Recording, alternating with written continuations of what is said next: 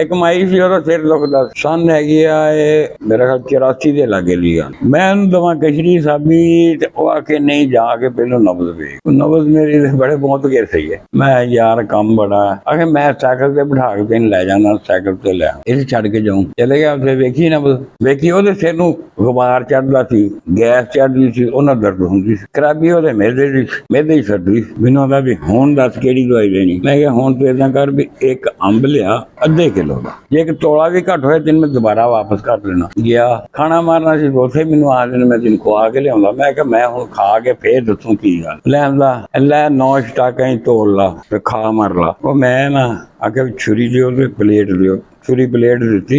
ਮੈਂ ਆਖਿਆ ਆ ਲੈ ਭੂਆ ਤੂੰ ਖਾ। ਨਹੀਂ ਪੁੱਤ ਤੂੰ ਆਪਣੇ ਲਈ ਮੰਗਵਾਇਆ ਤੂੰ ਖਾ। ਮੈਂ ਆਪਣੇ ਲਈ ਮੈਂ ਕਿੱਥੇ ਮੰਗਵਾਇਆ, ਤੇਰੇ ਲਈ ਮੰਗਵਾਇਆ, ਖਾ ਇਹਨੂੰ। ਉਹ ਖਾਣ ਲੱਗ ਪਈ। ਉਹਦੀ ਭਰਜਾਈ ਨੂੰ ਮੈਂ ਆਖਿਆ ਵੀ ਜਠਾਣੀ ਨੂੰ, ਮੈਂ ਕਿਹਾ ਚਾਚੀ ਤੂੰ ਏਦਾਂ ਕਰ ਵੀ ਲੌਂਗ ਦਾਲਚੀਨੀ ਦਾ ਕਾਹਵਾ ਪਕਾ। ਉਹ ਅੰਬ ਖਾਣ ਲੱਗ ਪਈ, ਉਹ ਕਾਹਵਾ ਪਕਾਉਣ ਲੱਗ ਪਈ। ਉਹ ਅੰਬ ਖਾਧਾ ਗਿਆ, ਉਹ ਕਾਹਵਾ ਲੈ ਕੇ ਆ ਗਈ। ਉਹਨੂੰ ਮੈਂ ਕਿਹਾ ਲੈ ਫੜ ਪੀ। ਪੀਤਾ। ਪੀਣ ਤੋਂ ਬਾਅਦ ਮੈਂ ਪੁੱਛਿਆ ਹਾਂ ਸਿਰ ਦੀ ਦਰਦ ਦਾ ਕੀ ਹਾਲ ਹੈ। ਉਹਨੇ ਐਂ ਘੁਮਾਇਆ ਸਿਰ 4 ਚੁਫੇਰੇ ਨੂੰ ਘੁਮਾ ਕੇ, ਹਾਂਜੀ ਹੁਣ ਤਾਂ ਹੈ ਨਹੀਂ ਪੀੜ। ਮੈਂ ਕਿਹਾ ਕਾਹਦੇ ਨਾਲ ਹੱਟੀ, ਅੰਬ ਖਾਣਾ ਜਾਂ ਕਾਹਵਾ ਪੀਣਾ? ਇਹ ਮੈਨੂੰ ਪਤਾ ਹੀ ਨਹੀਂ ਲੱਗਾ। ਚਲੋ ਫਿਰ ਮੈਂ ਕਿਹਾ ਮੈਨੂੰ ਛੱਡ ਗਿਆ। ਮਹੀਨੇ ਕੁ ਬਾਅਦ ਹੋਈ ਫਿਰ ਉਹਨਾਂ ਅੰਬ ਲਿਆਣ ਕੇ ਕਾਹਵਾ ਪਿਆ ਤਾਂ ਆਰਾਮ ਆ ਗਿਆ। ਸਿਆਲ ਸਾਰਾ ਲੰਘ ਗਿਆ, ਕੋਈ ਤਕਲੀਫ ਨਹੀਂ ਹੋਈ। ਉਹ ਮੈਂ ਦੱਸਿਆ ਵੀ ਗਰਮ ਚੀਜ਼ਾਂ ਖਾਈ, ਠੰਡੀਆਂ ਨਾ। ਉਦੋਂ ਗਰਮੀਆਂ ਸ਼ੁਰੂ ਮਾਰਚ ਦਾ ਮਹੀਨਾ ਸੀਗਾ, ਉਦੋਂ ਬੂਰ ਲੱਗਾ ਹੁੰਦਾ ਅੰਬਾਂ ਨੂੰ।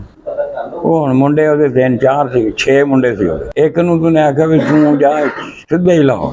ਦੂਜੇ ਨੂੰ ਆਖਿਆ ਤੂੰ ਮਾਨਾ ਵਾਲੇ ਜਾ ਕੇ ਉਥੋਂ ਪੰਡੀ ਚੋਂ ਪਤਾ ਕਰਕੇ ਇਹਦੇ ਪਿੱਛੇ ਉੱਪਰ ਜਾਈ। ਸ਼ੇਖਪੁਰੋਂ ਪਤਾ ਕਰਕੇ ਤੂੰ ਮੁੜੇ, ਇਹ ਵੀ ਮੁੜੇਗਾ। ਦੂਜੇ ਨੂੰ ਇੱਧਰ ਘਲਾਤਾ। ਸ਼ਾਹਕੋਟ ਪਹਿਲਾਂ ਪਤਾ ਕਰ ਤੇ ਫੇਰ ਜਾ ਫੈਸਲਾਬਾਦ। ਜਿੱਥੋਂ ਮਰਜ਼ੀ ਅੰਬ ਲੱਭ ਗਿਆ। ਸ਼ਾਮ ਦੇ ਵਿਚਾਰੇ ਕੁੱਤਿਆਂ ਵਾਂਗੂ ਫੇਰ ਕੇ ਲਿਆਗਾ ਘਰ ਨੂੰ। ਇਹ ਮੇਰੇ ਕੋਲ ਚਲੇ ਗਿਆ। ਮੈਨੂੰ ਆਂਦਾ ਵੀ ਯਾਰ ਅਸੀਂ ਨਾ ਲਾਹੌਰ ਤੋਂ ਹੀ ਫਿਰੇ, ਫੈਸਲਾਬਾਦ ਫਿਰਿਆ, ਸ਼ੇਖਪੁਰਾ ਫਿਰਿਆ, ਅੰਬ ਨਹੀਂ ਲੱਭ। ਮੈਂ ਤੁਸੀਂ ਅੰਬ ਲੈਣ ਲਾਹੌਰ ਗਏ ਸੀ, ਮੇਰੇ ਕੋਲ ਆ ਜਾਂਦੇ ਕਹਿੰਦੇ ਨਾ ਅੰਬ ਦੇ ਦੇਣਾ। ਇਹ ਤੇਰੇ ਕੋਲ ਹੈਗੇ ਆ? ਮੈਂ ਕਿਹਾ ਹਾਂ ਹੈਗੇ ਆ। ਇਹ ਫਲਾਨੀ ਜੀ ਦੁਕਾਨ ਦੇ ਉੱਤੇ ਨਾ ਖਰਬੂਜੇ ਆਏ ਆ, ਉਹ ਲੈ ਕੇ ਖਰਬੂਜਾ ਖਵਾ ਕੇ ਨਾ ਅੱਧਾ ਕਿਲੋ ਉਹਨੂੰ ਕਾਹਵਾ ਪਿਆ ਦਿਓ। ਆਰਾਮ ਆ ਗਿਆ ਉਹਨੂੰ। ਗਾਲਾਂ ਕੱਢਦਾ ਫਿਰਿਆ। ਮੈਂ ਕਿਹਾ ਕੀ ਹੋਇਆ? ਆਰਾਮ ਨਹੀਂ ਆਇਆ? ਖਰਬੂਜੇ ਦੇ ਪੈਸੇ ਲੈ ਲੈ, ਗਾਲਾਂ ਕਿਉਂ ਕੱਢਣਾ ਚਾਚਾ? ਇਹ ਨਹੀਂ ਗਾਲਾਂ ਮੈਂ ਕੱਢਦਾ ਤਾਂ ਵੀ ਕਦੀ ਖਰਬੂਜੇ ਦਾ ਆਰਾਮ, ਕਦੀ ਅੰਬ ਨਾਲ ਆਰਾਮ, ਇਹ ਕੋਈ ਇਲਾਜ ਹੈ? ਕੀ ਇਲਾਜ ਕਰਦਾ? ਮੈਂ ਕਿਹਾ ਬੰਦੇ ਨੂੰ ਆਰਾਮ ਦੇਣਾ ਦਿੱਤਾ, ਹੋਰ ਤੁਹਾਨੂੰ ਕੀ ਚਾਹੀਦਾ?